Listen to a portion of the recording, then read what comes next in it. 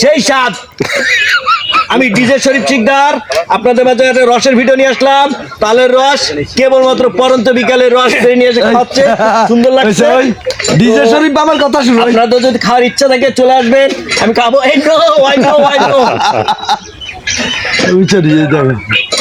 আর এটা হচ্ছে আমার বিআই রস করে নিয়ে এসে দিল, সেই স্বাদ। এবার মামুন ঝেড়ে দিল। মামুন দাঁড়িয়ে না খালি আরেকটা খালি 15-20 গ্লাস লাগে একজন। এই যে মামা কিন্তু 3 গ্লাস ঝেড়ে দিল। একটা বট বৃক্ষের নিচেই দাঁড়াই আপনারা খাচ্ছে, আপনাদের মাঝে নিয়ে আসলাম। দেখেন পুরো বট বৃক্ষের মাঝে, এই দেখেন এত সুন্দর একটা প্লেজেবল জায়গা, যেখানে আসলে মন ভরে যায়। বট বৃক্ষের নিচেই বসে তালের রস খাওয়ার একটা মজাই আলাদা। লিমন বিয়াই যে আরেক গ্লাস ঝেড়ে দিল লিমন বিয়াই। এই যে ঢোল রফিক রস খেয়ে নিয়েছে 1 গ্লাস। এই যে মামারে দিচ্ছে তালের রস। এই যে একদম বিকাল পরন্ত সেই তালের রস খাচ্ছে মামা। মামা কেমন লাগছে?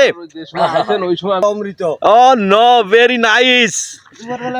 হ্যাঁ মামা আরেক গ্লাস ঝেড়ে দিলেন অবশ্য রস। বিদ্যুৎ স্যার 1 গ্লাস খেয়ে বসে আছে। তালের রস কেবলমাত্র পরন্ত বিকালের রস খাবো।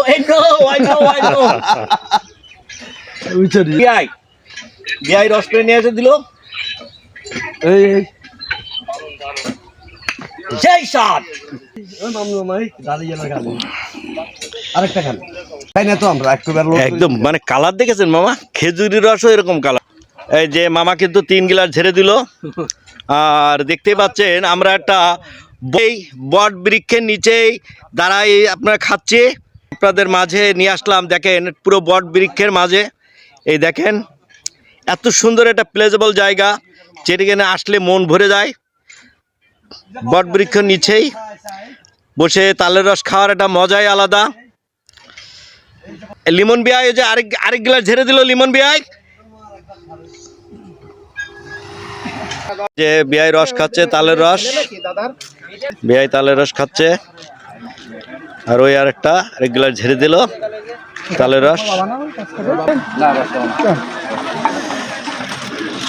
সেদিন দেখলাম সকালবেলা যে বেরিয়ে গেছে আশা থেকে মানে ওই